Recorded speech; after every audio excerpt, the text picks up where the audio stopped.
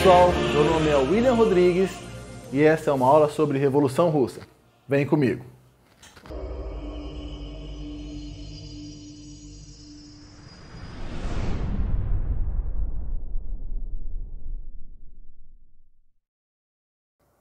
Galera, a Revolução Russa foi uma revolução que ocorreu no ano de 1917. Foi, sem dúvida nenhuma, a revolução mais influente de todo o século XX. Ela que vai acabar influenciando diversas outras revoluções que ocorrerão no mesmo século, entre elas a Revolução Chinesa e a Revolução Cubana, ok?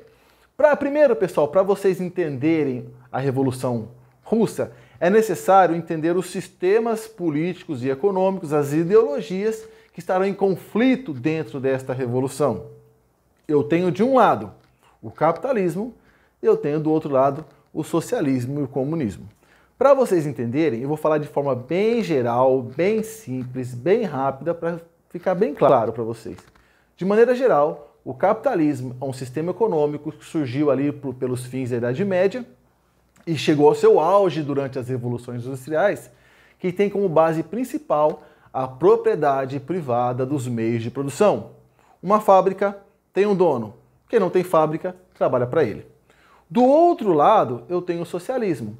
O socialismo é um sistema, também uma ideologia, uma doutrina econômica, surgida ali pelo século XIX, criada por Karl Marx e Friedrich Engels. O que eles pregam, pessoal? O meio de produção, a fábrica, as indústrias, na mão do Estado, para que possam o quê? Possam diminuir a diferença entre ricos e pobres, acabar com as classes sociais. E o comunismo seria a fase final do socialismo, seria quando o Estado desapareceria, as pessoas trabalhariam em forma de cooperativas, né, de cooperação e etc. O comunismo nunca chegou a existir, mas socialismo é Estado como dono, mediador dos meios de produção, e no capitalismo é a propriedade privada dos meios de produção.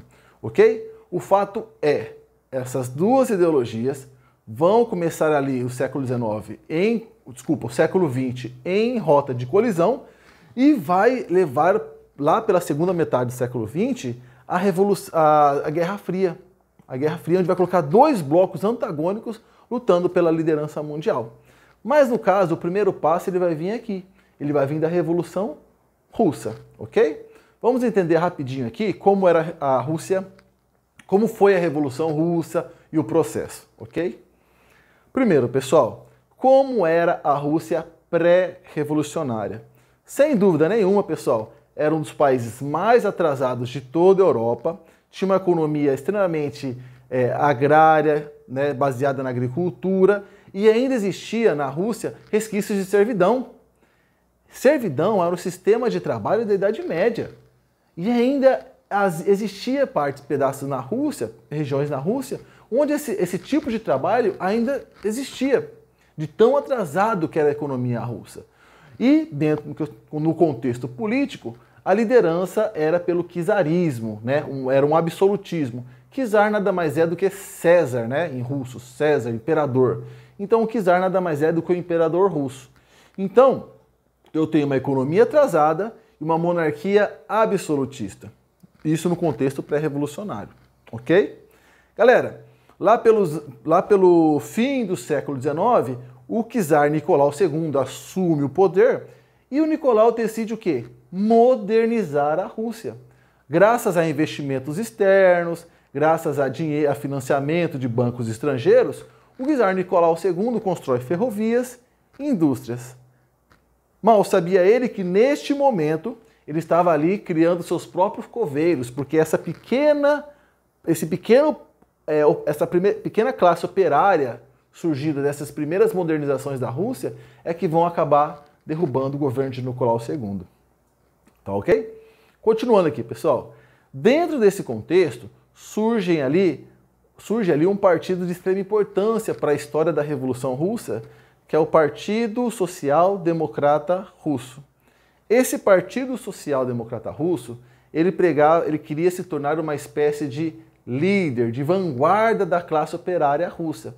Só que devido a conflitos internos, esse partido acabou se separando em dois. O partido menchevique, de cunho mais vamos por aí, reformista, né? Que quer dizer, menchevique quer dizer minoria.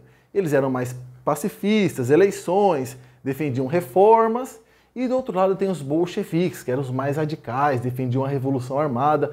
E ele era liderado ali por Lenin, que é o partido que vai levar a cabo a Revolução de Outubro. Beleza? Galera, já está formada a cama aí, né? Eu tenho um regime capenga, eu tenho partidos revolucionários do outro reformista, eu tenho uma pequena classe operária surgindo ali da Rússia, e dentro desse contexto, em 1905, ocorre o chamado ensaio para a Revolução. Em 1905, após perder a guerra por Japão, primeira vez que um país europeu perde uma guerra para um país asiático. Após perder a guerra para o Japão, ocorrem diversas revoltas por toda a Rússia, incluindo aí a revolta do encouraçado Potemkin e o Domingo Sangrento. E aí, pessoal, surge também desse contexto os sovietes, né, que são os conselhos dos trabalhadores. Essa tentativa de revolução em 1905 foi fracassada, mas ela foi o ensaio para a Revolução de 1917. Porque em 1917, todos os erros cometidos na de 1905 não serão repetidos. Beleza? Então vai, pessoal. Levando aí. Passou-se, a Revolução de 1905 foi esmagada, a Revolução de 1905 acabou que não deu em nada, o governo de Nicolau II continuou no poder e assim foi até a Primeira Guerra Mundial, onde, pessoal, o czar Nicolau II se meteu sem a mínima possibilidade de fazer frente às maiores potências industriais da Europa. Eu tenho ali uma Alemanha belicista, armada até os dentes, eu tenho o Império Austro-Húngaro também extremamente industrializado, e vai a Rússia, com a sua economia agrária, se envolver no meio de um conflito de gigantes, né? Pode-se dizer assim. E aí, galera, diz as más línguas que os soldados russos iam para o campo de batalha até mesmo sem armamento, alguns sem botas, alguns só com uma arma, outros com as balas. Era em geral o seguinte: esses países europeus industrializados, eles tinham armas. O Império Russo tinha gente, então manda gente para o campo de batalha até cansarem de matar russo. Foi um período de muito sofrimento para a população russa. Mães viam seus filhos indo para o campo de batalha e não voltando, indo para o campo de batalha desarmado, indo para o campo de batalha num frio russo, descalços. Dentro desse contexto de grande sofrimento do povo russo, também eu tenho ali a inflação, o alto número de mortes, eu tenho a carestia e desemboca aí diversas revoltas populares russos contra a Primeira Guerra Mundial, que eles não viam sentido naquilo ali, né? O povo russo começou a perceber que, tô mandando meu filho para o campo de batalha, nem bota o cara tem, nem arma o cara tem. As pessoas começavam a ir para o campo de batalha e não voltar, era um moedor de carne humana. E somado a isso eu tenho a carestia, eu tenho fome, inflação. Então o povo russo começou a ficar revoltado com a Primeira Guerra Mundial, pois eles não viam sentido naquilo ali. Para eles não fazia mínimo sentido a Primeira Guerra Mundial. Se no primeiro momento eles entraram ali com uma questão do nacionalismo, depois eles falam assim, caramba, isso não faz o menor sentido. E essa Primeira Guerra Mundial vai desestabilizar o governo russo de tal forma que em fevereiro de 1917 vai ocorrer uma revolta na cidade de Petrogrado, antiga capital russa. O exército que havia reprimido a população russa na Revolução de 1905 vai se unir ao povo russo e vai rapidamente tirar do poder o czar Nicolau II na Revolução de Fevereiro. No dia 27 de fevereiro, Nicolau II renuncia. Tá ok? Acaba por aí o conflito? Não, porque o governo que assume após a saída de Nicolau II é o governo menchevique. Lembram deles? Minoria, pacifistas, reformistas. Este governo provisório, liderado por Kerensky, não vai satisfazer os desejos do povo russo. Eles não vão conseguir sair. Primeiro que eles não vão sair da guerra, o povo russo quer sair da guerra, né? Eles não vão conseguir realizaram diversas demandas que o povo russo queria, eis que os 3 grandes nomes da Revolução Russa, eis que Lenin, Trotsky e Stalin voltam do seu exílio.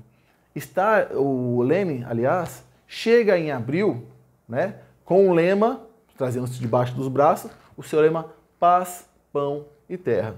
Essas são as chamadas teses de abril.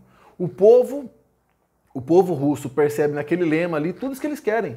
Eles querem comida, está passando fome. Eles querem paz, eles querem sair da guerra. Eles querem reforma agrária, eles querem plantar, eles querem trabalhar. Com essas 3 palavras, Lenin consegue unir o povo russo dentro do seu projeto. E em outubro do mesmo ano, a Revolução Russa foram 2. Em outubro do mesmo ano, ocorre outra revolução, a Revolução de Outubro. Essa sim bolchevique, e essa sim de cunho socialista. Ok? Em 24 de outubro, os bolcheviques tomam o poder, inauguram o 2º Congresso dos Sovietes e Lenin é eleito presidente. O governo bolchevique, então, pessoal, ele dá início a uma série de medidas para transformar a Rússia, né? Eles estatizam ferrovias, bancos, indústrias, fazem uma grandiosa reforma agrária e eles saem da Primeira Guerra Mundial. Perdem muito território na parte oeste da Rússia ali, né? Perdem muito território, mas eles acabam por sair da guerra e no comecinho de 1918. Beleza?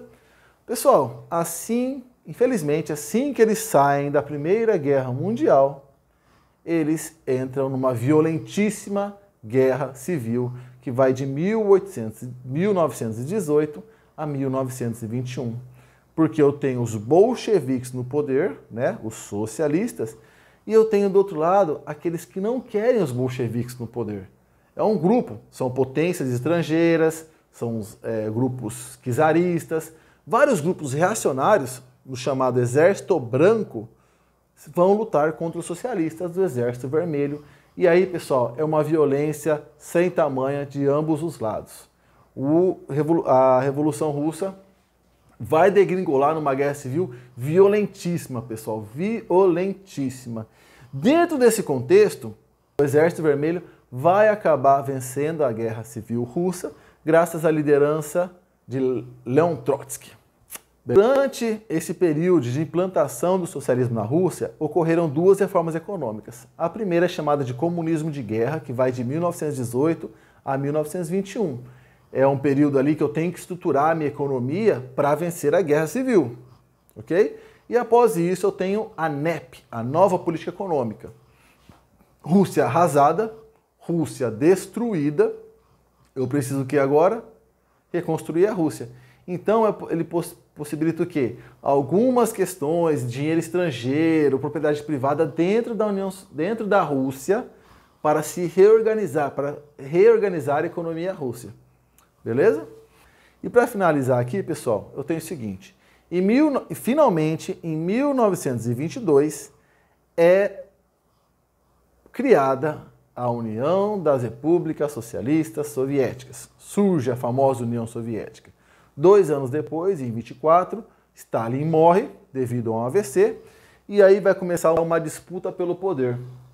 Tecnicamente, Trotsky seria o sucessor de Lenin, mas começa ali uma disputa entre Trotsky e Stalin, que vai muito além dessa questão de revolução permanente e revolução de um só país. No final das contas, Stalin sai vitorioso dessa disputa pelo poder, Trotsky é obrigado a se exilar no México e lá é assassinado a mando de Stalin. Ok? Stalin, então, vai iniciar o seu período de governo que vai até a década de 50. Tá ok, pessoal? Espero ter sido claro. Um abraço, até a próxima. Valeu!